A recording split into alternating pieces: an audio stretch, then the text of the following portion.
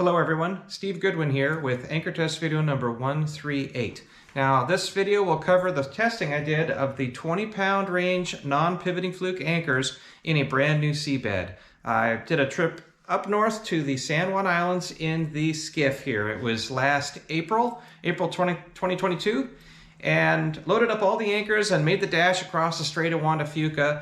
And the original intent was to kind of just explore, just looking for seabeds that are different than what I'm used to testing.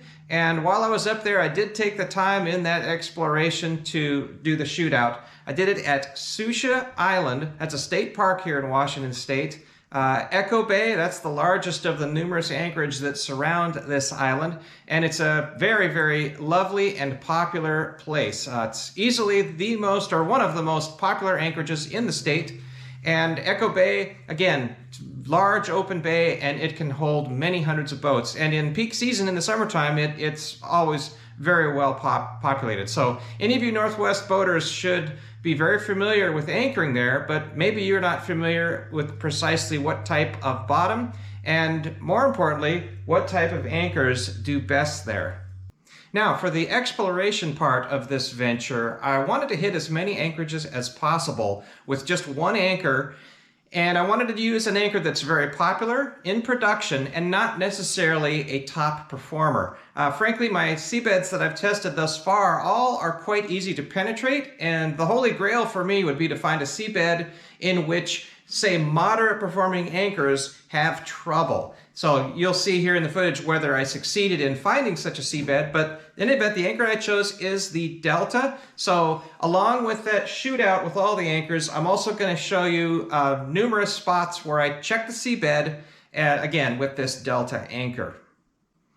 Now, the Strait of Juan de Fuca is the body of water that I had to cross to get from Port Townsend up to these San Juan Islands. And that strait is by no means easy water. Certainly not for an open skiff. There's many days out of any week where there will be water that will overwhelm a boat like this. So what I did is I waited very patiently for about a month, checking forecasts every day.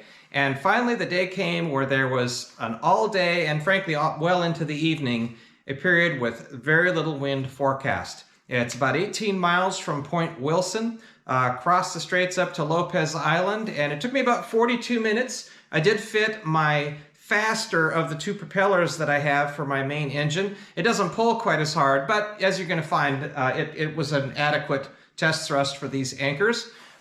Extra precautions that I used for this trip is I brought along and actually wore a survival suit. This was still back when it was cool, very cold temperatures. It was raining for much of the day, and that survival suit kept me warm, but also, so if there was a problem here, I'm already prepared with a suit on. I also brought some spare food, a tent, a sleeping bag, a shore boat. Of course, I had plenty of anchors. If I had to spend the night up there, there's certainly no way I was going to get blown into the rocks. Anyway, fortunately, none of that emergency gear was needed, and I did make the dash across, spent all day up there in the islands working, and got home before dark on that same day.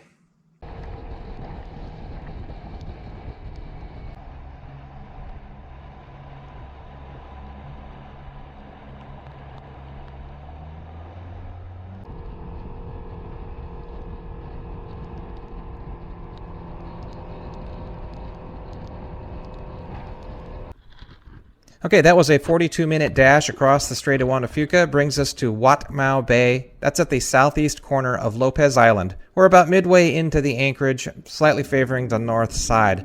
Here we are at 480 pounds of thrust with no movement. The anchor's holding just perfectly. Then at 565 pounds of thrust, the anchor had abrupt release.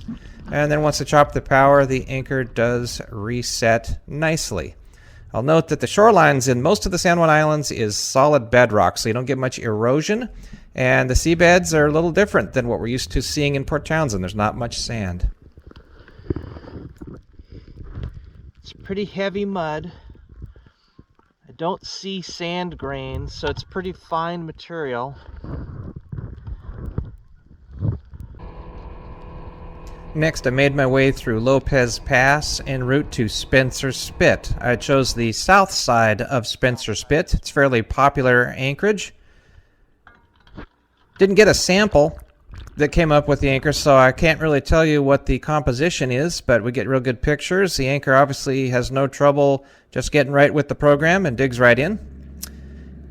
You'll see here at 380 pounds of thrust, there is a touch of motion. And then anchor starts moving a little faster at 480 pounds of thrust. And then you'll see here at 565 pounds of thrust, the anchor does have a full release. It's trying pretty hard. It wants to stick in the seabed, but nope, just can't quite cope with that much motion. And eventually out she pops out. Looked like it was pretty upright. It wasn't a rollout, more of a pop out, and the anchor did reset.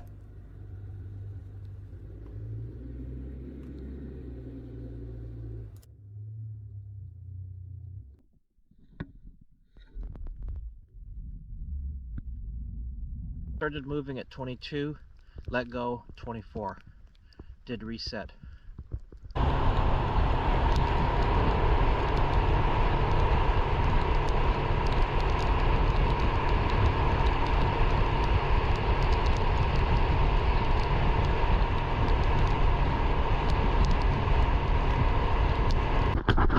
Okay, Sucia Island, Echo Bay, 30-foot water, 150 road.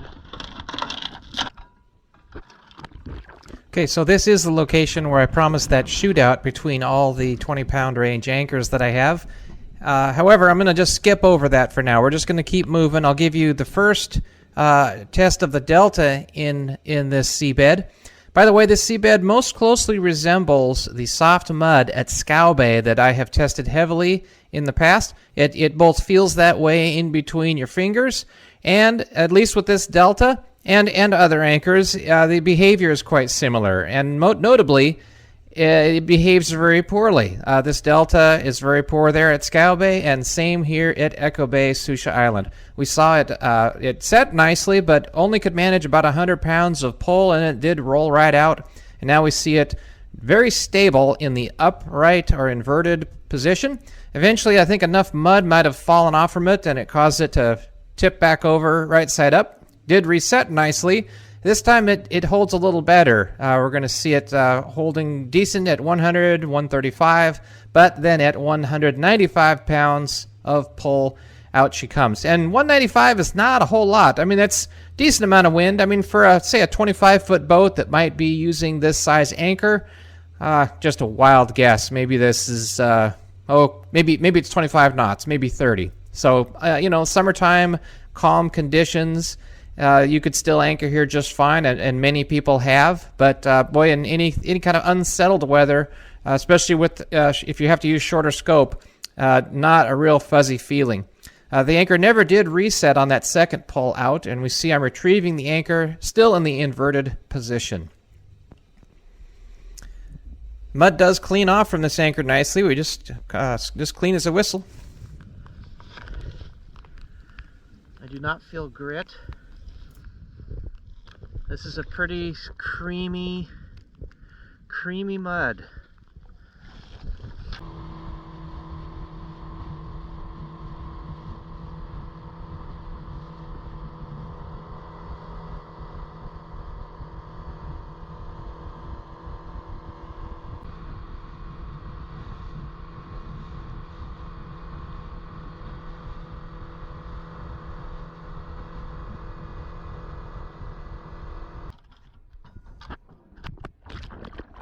And here we are at Roach Harbor. I'm in the southwest corner, sort of opposite from the marina in the harbor.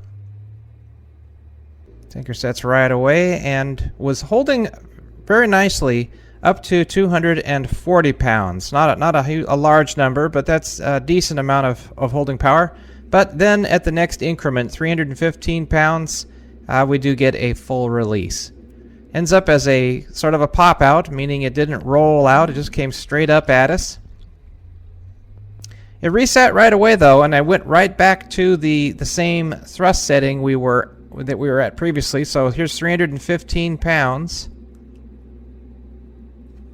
And then it took the next increment to pull out again. So that's pretty good for an anchor to release, reset, and then have better performance. That tells me that mud fouling is probably not an issue. The anchor is able to clean itself even after that reset. Unfortunately, after that second pullout, we have the inverted condition, and it never did self-right. I didn't drag it too terribly far, but nope, that was it. Upside down, including while it was being retrieved.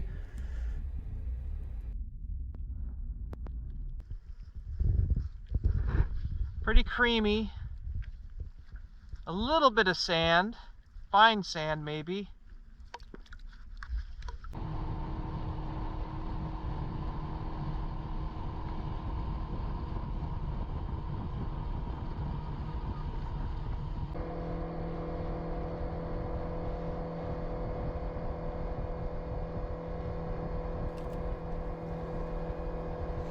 Now I'm arriving in Friday Harbor, and this is the largest settlement in the island group. It's a nice little town, and very popular for boaters to come here. Not so much at anchor. There is an anchorage here just north of the marina.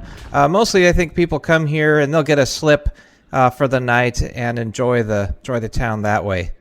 In any event, this anchorage is, I called it a heavy mud. There is some chunks of gravel. I could hear it as I was dragging the anchor along. Also, one of the chunks of gravel actually came up with the anchor. But unfortunately, we end up snagging something. And right there, across the screen horizontally, we saw that I just picked up a line. And what's on the ends of that line are two ghost crab traps. And you'll see here the anchor is no longer moving. And that was it. It was full power at that point, and of course during the test I thought maybe the anchor had lodged into a boulder or something, but no, I believe those ghost traps must have been dug in fairly well themselves, and pretty much ended the test.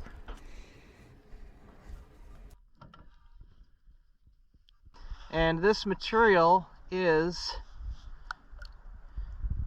creamy mud, and I don't know what that is. Might be a little rock. Yeah, piece of basalt.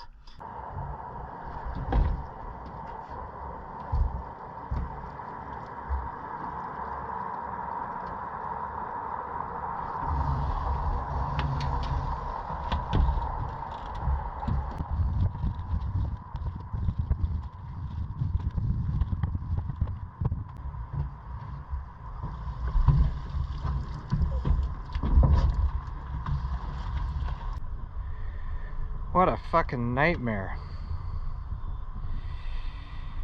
Oh well, better in the dumpster than on the bottom of the harbor.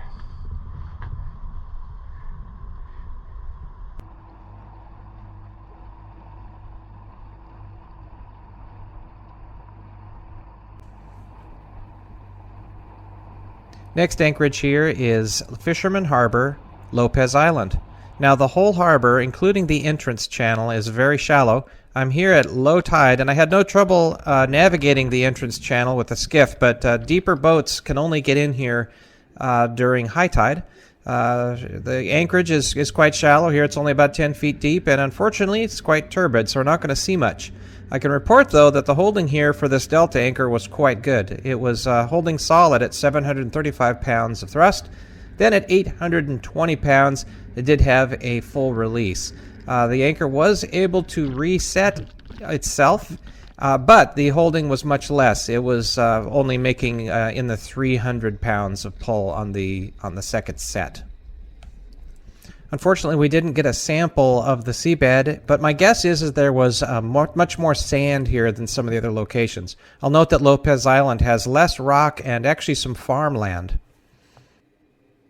Okay, now I'm traveling southbound in San Juan Channel through Cattle Pass. That's Cattle Point on San Juan Island on the right, and on the left is the southwest corner of Lopez Island. Now this channel is very smooth today because I've timed the weather and the currents just right. But if the ebb current or the south flowing current in the direction we're traveling, if that's running strong, say up to about 5 knots, and there's a west wind out in the straits, the seas can stack up very tall and very short, and it's no place for small craft. Now, if you're coming up from, say, Seattle, this is one of the more popular ways to get into the island group. And if you've blown the weather, or maybe the weather let you down and was worse than forecast, or you missed your tide window, there's not too many places to bail out along this exposed southern edge of the island group. However, there is one really good all-weather anchorage where you can go hide, and that is Mantis Harbor, so that'll be our next test location. Now, you may have noticed along the shoreline there was some eroding bluffs, and that's not unlike the bluff erosion that happens in Port Townsend Bay, so that's a clue as to what we've got for a seabed. As far as performance for this delta, it was doing very well, solid at 380 pounds thrust, but then at 480 it had a full release.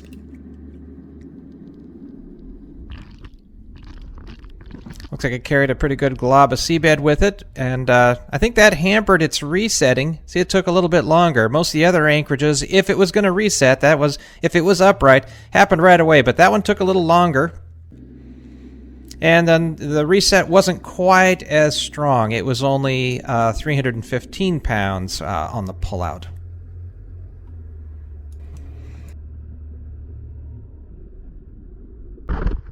It was solid 2,000, full release 2,200, and did reset and 1,800 on the reset.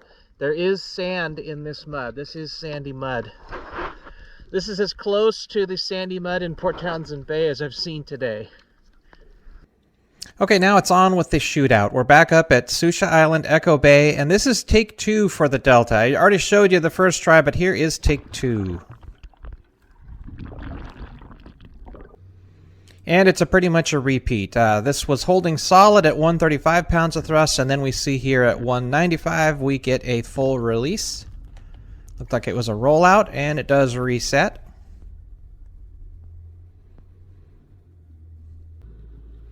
Reset was a tad better. It was holding fairly well at 195, and then here at 240 pounds, it has a rollout, and I believe it did have a marginal reset after. Now that's, again, that's kind of marginal performance. It would be fine in settled weather, but not good for storms.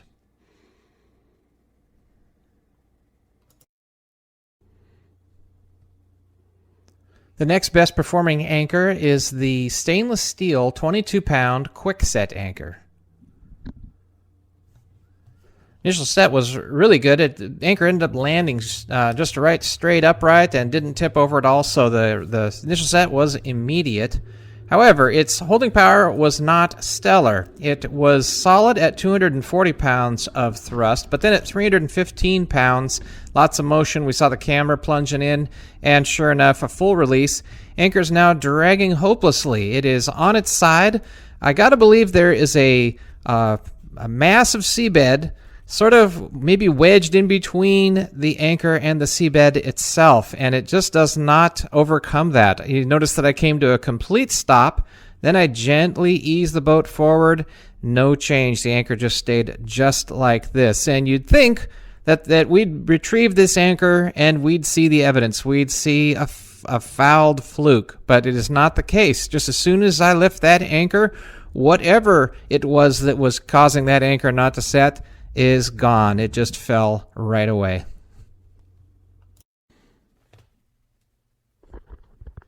Next anchor was very similar to that previous quickset. This is the 21-pound Vulcan. I'll let you watch this whole free fall. It's typical for me to just dump anchors overboard and just let them do whatever they do. I want to do worst case scenario testing. No matter, this anchor handled that sort of piled up chain next to it, no problem. It spun around, orientated itself just right, and was upright as it plunged into the seabed. So everything was looking great at this point.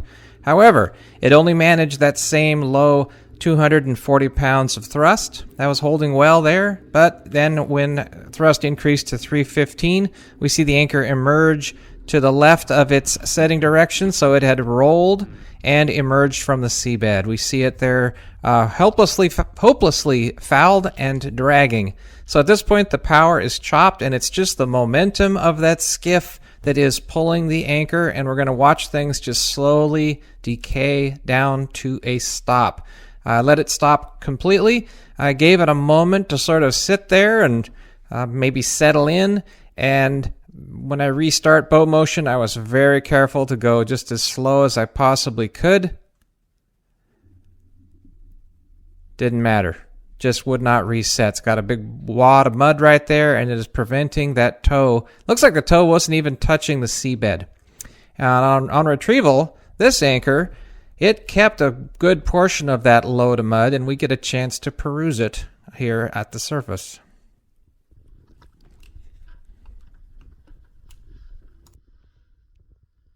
Very consistent seabed. It's cream every time.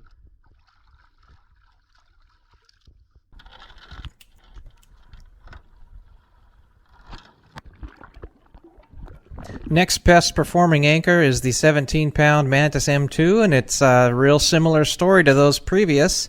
It's a lighter anchor. It's only 17 pounds, and it was solid at 195 pounds of thrust.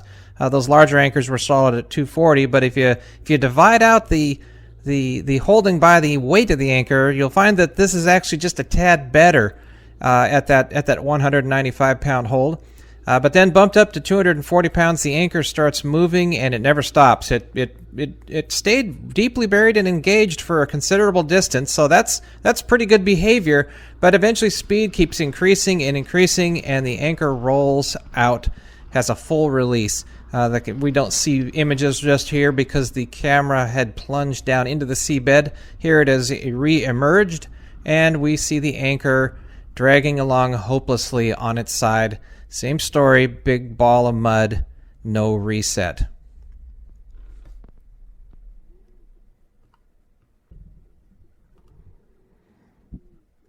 Much of the mud fell away. A little bit was remaining on the fluke here on retrieval. I'd see a piece of a shell amongst this creamy mud. Okay, it's the Excel number 2 Echo Bay, 30-foot water, 150 rode. Okay, next best anchor is the 21-pound galvanized Excel number 2. It is a little better, but not by much. And what we get is same holding numbers, actually. It's solid here at 240 pounds of thrust, but then when thrust is increased to 315, the anchor starts moving, and it does not stop. You do get the plunged camera. Camera re-emerges, and we see the anchor is moving along nicely, but then resets. So that's what's better about this, is we finally get a decent reset. Performance repeats. Might have been just a tad better. I did note that at 315 pounds, initially it felt like it wasn't moving. Thought it might hold it, but nope, we see the anchor there is emerging. It's rolling. Emerged to the right there of the setting direction first, and continues moving. And this is fascinating. We see it's on its side, lots of mud associated, and then it slowly rolls to directly inverted. So I gotta think that somehow the shank dug its way in, and now the shank is, well, it's buried. It's a fairly thin piece of metal, and it's just sliced in, and I think it's just perfectly stable. Let the boat decay to a complete stop. Very, very carefully restarted. No reset. Sure, if you spun around and went in a different direction, that shank would reemerge from that sort of channel that it's in, and maybe that would have had a reset. But at this point, you might be thinking, gosh, Steve, you're doing something wrong here. You got to increase scope, you got to add chain, you got to do something, because these are some darn good anchors that are really, really poor here. But you just wait. There's going to be some anchors that will be much, much better coming up shortly.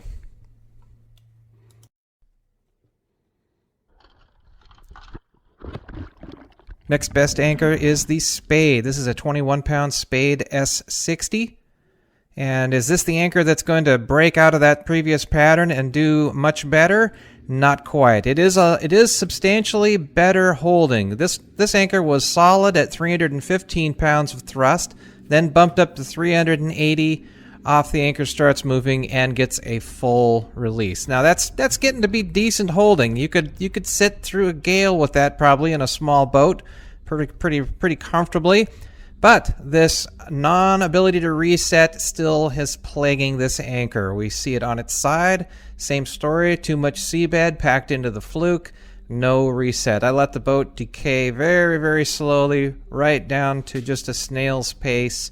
No chance of resetting. And, you know, if your boat is dragging due to wind, the wind is not going to stop blowing to let your anchor settle in for half an hour. It's just going to blow your boat onto the rocks, and that's just exactly what would happen if you were anchored with this setup. On retrieval, once again, whatever debris and mud was collected on the anchor falls away for the most part. The anchor comes up very, very clean.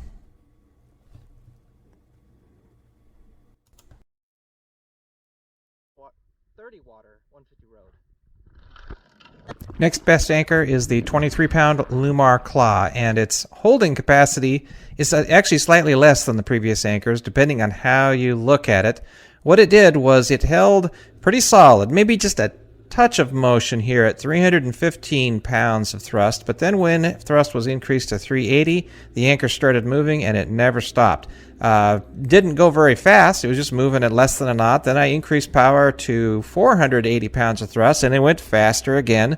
And then it took 565 pounds of thrust to get the anchor to move at 2 knots. And that's the point where I cut things off typically in my anchor testing. When an anchor's moving 2 knots, I figure that's probably a good enough test. However, the anchor never released. It stayed engaged.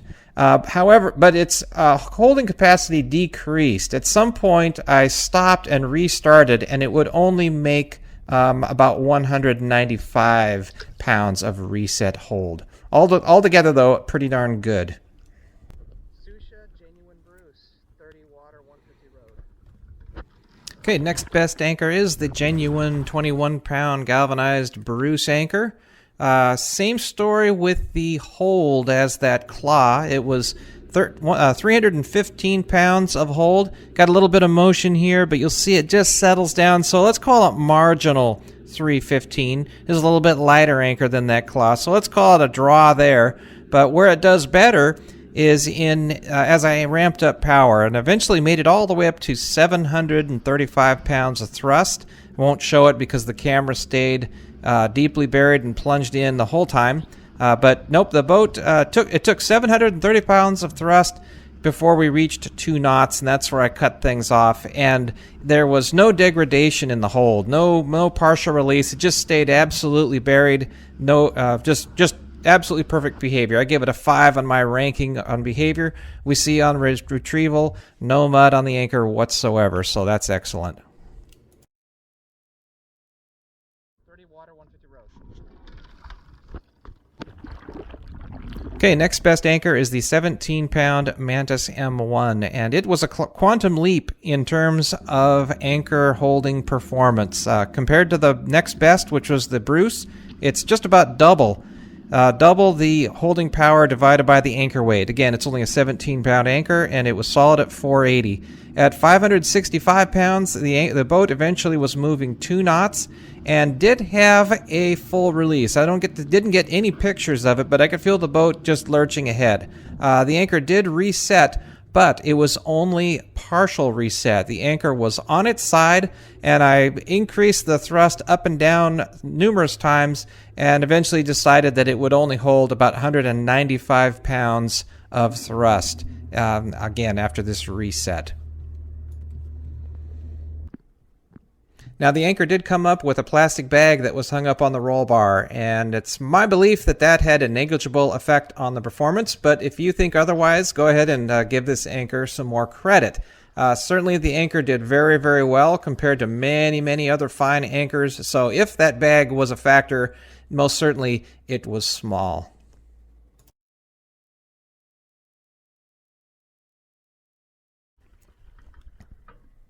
Okay, Viking, Sucia. Okay, we're getting down to the wire. The next best anchor here is the 21-pound Viking. It's actually just slightly less holding power per anchor weight than the previous Mantis M1, but you'll see that its behavior is quite a bit better. The anchor set initially just great, and we see it plunging out of sight there, and that's the last we see of it. This anchor stays nicely buried the whole time. What it did was it took a bit of motion, but eventually settled down to 0 knots on the GPS on the boat at 565 pounds of thrust. Then increasing thrust higher, just started moving, and it never stopped. It took 735 pounds of thrust to reach 2 knots, and that's the point where I cut things off. But the big story is that there was no release and really no reduction in hold or resistance that I could detect. I stopped the boat and restarted, and it would maintain that same very high numbers. So it gets a perfect score for the reset/behavior part of this test. Yeah, just doesn't get much better than that.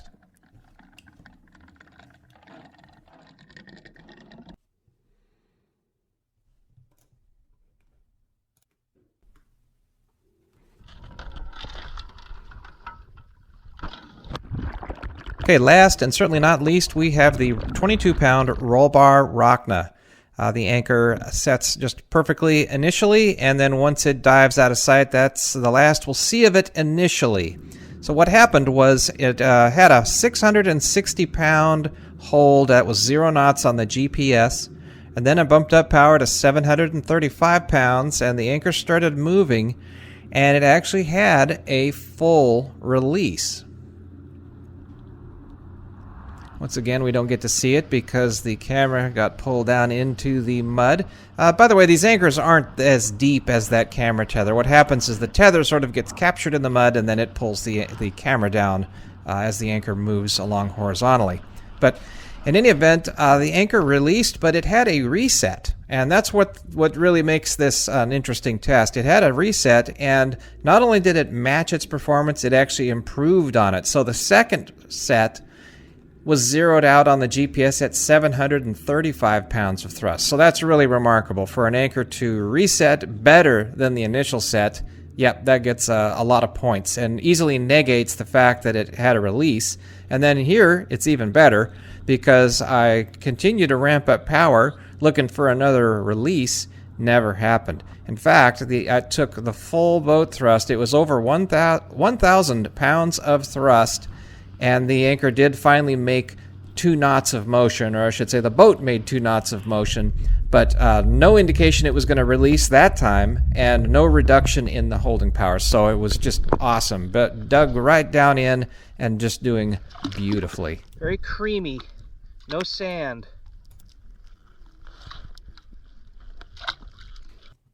Here is my updated 20-pound anchor ranking chart, and the big story here is the 22-pound Rocna moving up in the standings a fair amount. In the middle performance columns, that's the group of columns right in the middle, over to the right we see 2 new columns: Sucia Island holding divided by anchor weight and Sucia Island reset. And the Rocna gets a 5 in both of those columns.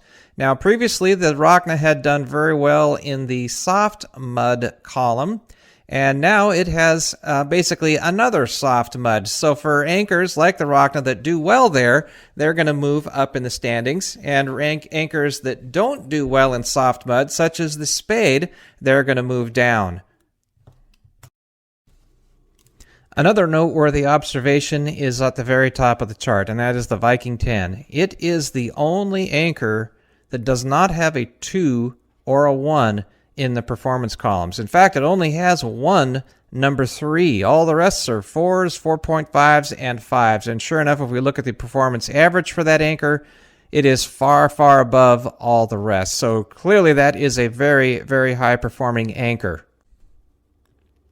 Here's the updated 20-pound holding and resistance chart. Now, keep in mind this has nothing to do with resetting or other behavior characteristics. It is just straight line performance. And something jumped out at me that's fairly interesting. First of all, let's ignore the red columns. That's the cobblestone. You'll see that no anchor does very well at all in that seabed. And, well, I know many of you already ignore that column, but let's just double down on that. No looking at cobblestone for this next thought experiment. Now let's look at the 20 horizontal line. That's representing 20 units of holding or resistance per unit of anchor weight, and it's not a huge number, but let's call that as a baseline usable, let's go to sleep and not worry too much about dragging ashore in reasonable weather kind of a performance number. Now let's look for anchors that in the remaining seabeds besides cobblestone are all above that number 20 line. And I only see 3. I see the Viking, the 21-pound Viking. It has performance all above that 20 line. The Mantis M1, it also has all of its columns above the 20 line. And then the only other is the 22-pound Rocna. Notice that other anchors, such as the 17-pound Mantis M2 on the far left, it has some absolutely towering numbers there. The sandy mud, surf sand, and the clean sand. Boy, those are some big numbers, well above 60. And if you knew you were in just those seabeds, well, that's an obvious anchor. I mean, that's a hurricane-type holding. Unfortunately, it suffers in the softer muds. We see the soft mud is just above 20, and then we see this new Sucia column. It's down into the lower teens. Here's a clip from my journey back home at the end of the day. It's a little bit of wind has kicked up out of the west, but nothing too bad. On the way up, we noticed here at the Point Partridge Buoy there was a couple of sea lions lounging. And if these are the same two animals, I'd have to say those are some lazy critters. Now, whenever I conduct one of my so-called shootout videos, I like to arrange the anchors on the bench in order of their performance from best performing on down to the least performing. And then I take a step back and look for a pattern in terms of general anchor design concept. And indeed, we have just such a pattern. We'll see that the 3 rollbar anchors that I used during this test all occupy the top 3 spots, and it's not by a small margin. The rollbar anchors are about twice as good as the next best performing non-rollbar anchor. The very least performer was one quarter the holding power of the best rollbar anchors. Now there's other seabeds, notably the sandy mud that I have tested extensively right here in Port Townsend Bay, where this arrangement is almost flip-flopped. The rollbar anchors are not at the top. It is the thick fluke non-rollbar anchors that do the very, very best in that seabed. Now, the big question is what factor in the design is causing this? And it might be the presence of the rollbar. Maybe the rollbar itself is adding to the resistance of the anchors, but my gut feeling is telling me that it has to do with the fluke thickness. We'll see thin flukes, non-ballasted for the 3 rollbar anchors, and even the claw and Bruce anchors.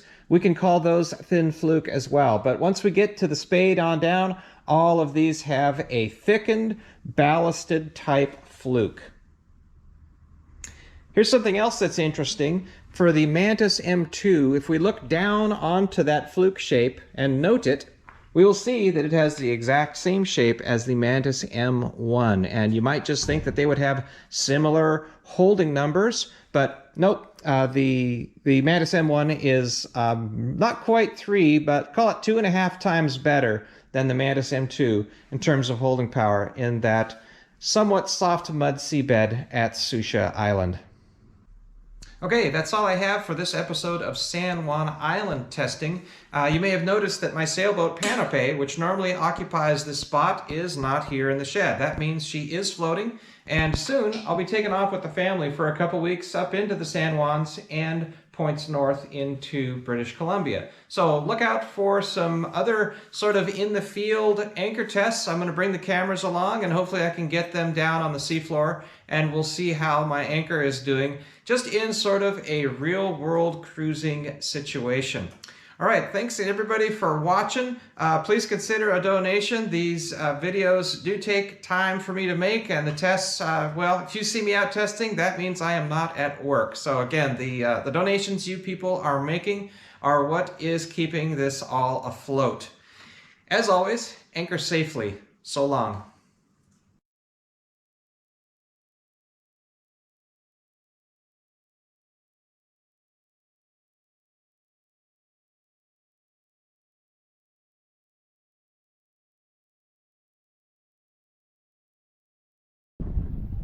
close reach at 6 knots on the scope.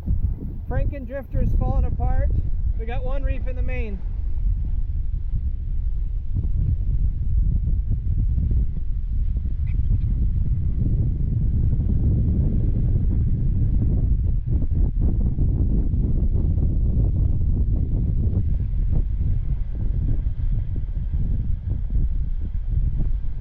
Low teens on the wind.